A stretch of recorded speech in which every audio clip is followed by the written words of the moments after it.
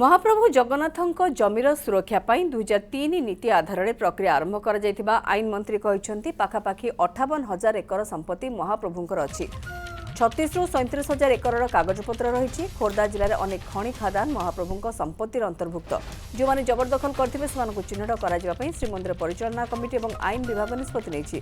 जो मैंने खजना देउ नथिले सेमानक उपरे दंड धार्य करने निष्पत्ति होइछि।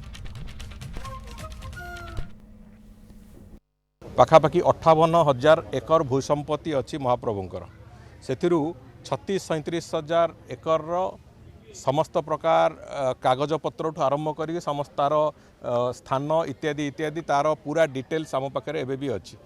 जदि आमे से बाबद निष्पत्ति न नवा जबरदखलकारी मान हाथ में महाप्रभु भूसंपत्ति नष्ट विनष्ट हम से भाव अनेक गुड़िए कमर्शियल प्रॉपर्टी जो भाव में खनि खादान जो भाव में अच्छी। खोर्धा जिलार जेते खनि खादान समस्त प्रायतः होची महाप्रभुंक भूसंपत्तिर अंतर्भुक्त।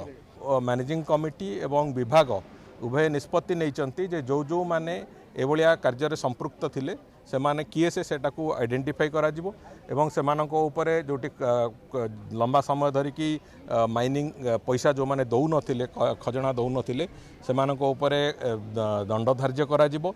ए बाबद एक निष्पत्ति हेछि एवं सेही आधार रे ये कथा को चली जदि से सहमत न हुअंती जो माने एपर्यंत से कथा को करुथिले निश्चित भाव में कठोर व्यवस्था भी करा जिवो।